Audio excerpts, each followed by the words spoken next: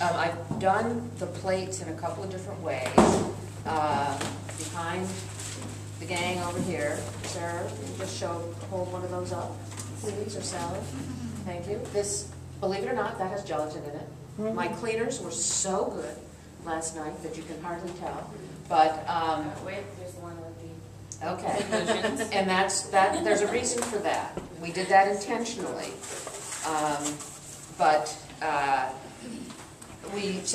I put some in the pans because, well, that's easier, quite frankly, than building our little clay moats. But with the clay moats, we just took some clay from the clay studio, rolled it out, made this little dam, and the key was to make sure, and this is very key, make sure that you've pinched it down so it really adheres well to the glass, because if you don't, then it will leak, and it's a true ugly mess. Truly. I can say that from personal experience. Because I, for whatever reason, didn't do it properly, and it's just really awful to clean up. So we have our clay dam, and I will now, since I think we've got most people here, I will make some Jell-O. So what are the benefits of using this one for those? It makes no difference for your purposes. The reason for you, when you want to do this process, to use this, is that you can make it any size. you can make what? Make it any size. You can make it any shape. You can put a document under here that will help you register. You know, so if you've got a size that you're working toward, you can make sure that you get, and you want to overprint, and you want to make sure you've registered your print. Is everybody familiar with the term of registration, making it match up perfectly? I mean, I find there's something kind of nice about not having it match up, but at any rate, so that's one of the reasons. And I will also say that it's really important to use glass and not plexiglass. And the reason is that if you try to pour hot gelatin onto the plexiglass, it tends to warp. And we had one. We did one last year like that, but fortunately there were bricks. We kind of weighted down the edges, and it was fine. But you know, you'd have this. Did it stick to the plexi? It actually didn't. Ultimately, I mean, ultimately, it's going to stick a little bit to the glass in a good way.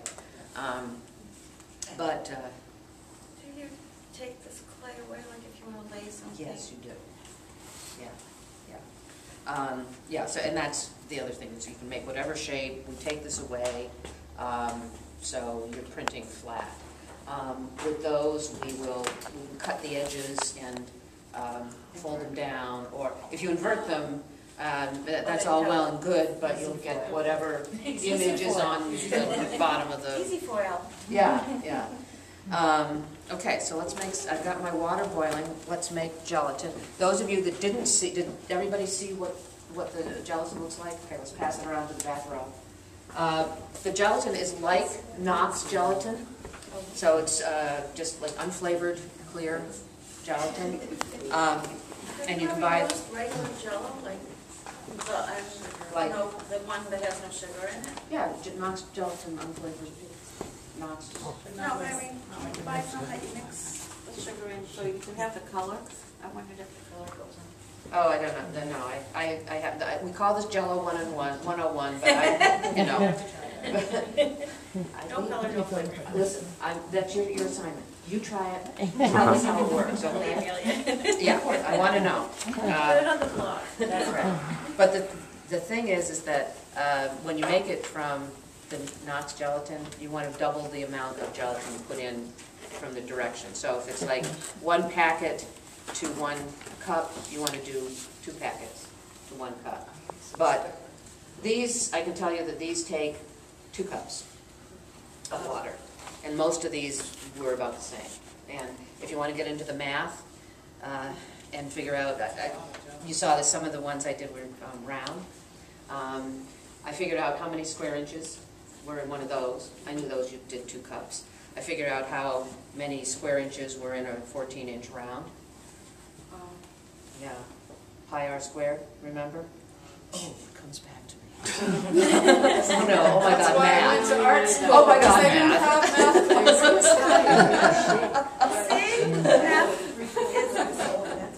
Indeed, indeed. And if you come to one of my bookmaking classes, you find it's also useful because measuring and fractions and okay. So anyhow, but that's just an aside. We're making jello. All right. So what I'm going to do is I'm going to take 1/4 of a cup of my gelatin. And for those of you that came in late, you can buy this at the school store by the pound. So, in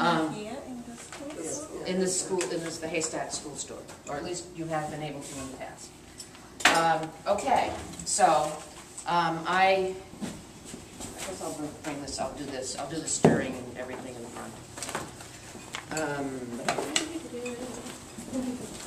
All right, I'm going in here.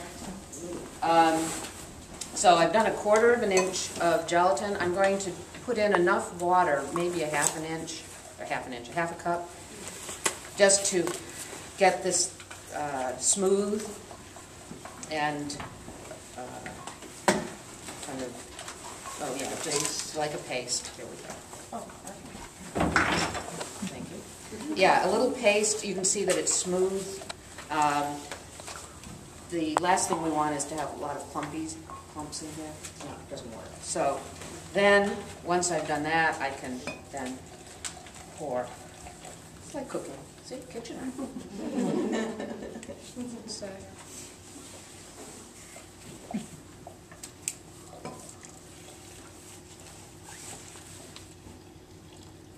All right.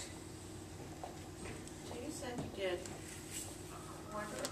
Quarter? It's not 1:1? No. This is To it. package. Package. But it was a package. If the directions called, which I think it does, 1 package for 1 cup for the knots that you buy in the grocery store, then make it 2 packets. You know, think jigglers. Right. Oh, I see, okay. So, 1/4 of a cup to 2 cups of water. Yeah. I missed the earlier conversation. Are you saying you can use just Jello, flavored Jello? If you're in a No, pinch, or- well, that was the question. And That's my assignment, I'll let you know. in a yeah, few weeks. yeah. Okay, so here we go. This is it. And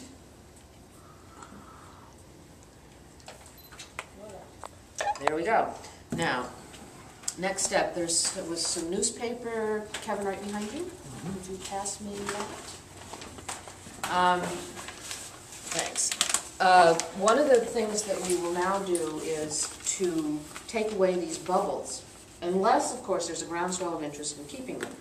This is what happens when you print with bubbles. Fantastic. Yeah, so there's a few of them that have some bubbles left in it. Well, I'm going to clean this one and then I'll make one more. But what you want to do, if you want no bubbles, is after you've poured it, then you want to just kind of run a piece of newspaper.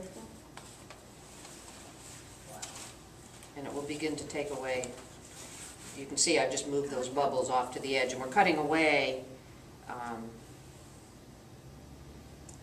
that edge. Okay, so, and again, this is super sticky stuff. So, there's one more little recalcitrant.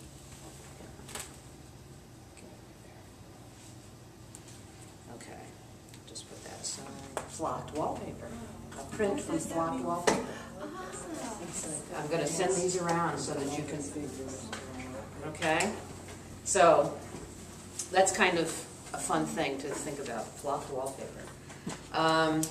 This is a positive, and yeah, well, it is. It's a first and second print, not a positive. A first and second print. This is a little bit of fern and some rubber bands. And I inked my gelatin. I put my objects down. took my hand, put my paper down, took my hand, and rubbed the back of it. And I'll show you more about that as we go on later this afternoon. So that was my first print. Then I picked up my objects off the gelatin. How many And- more and this minutes was- after that? And this is my second print. Did you have to ink that again? You had to No, ink- no, this is Oh. what we would call in the printmaking world the ghost.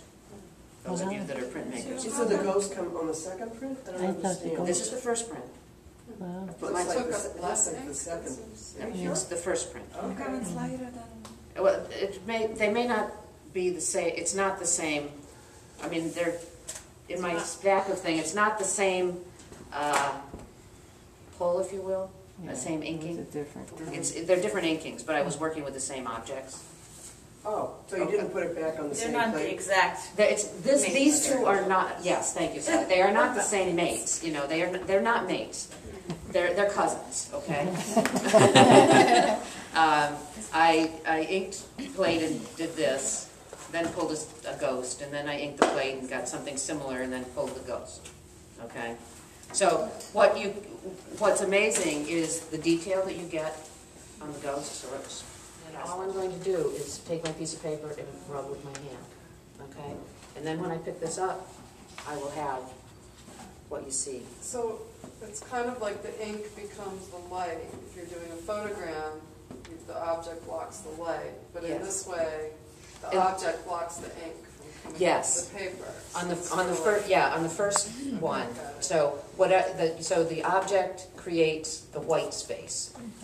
You know, in both, Right, but it blocks the ink or blocks the light. right.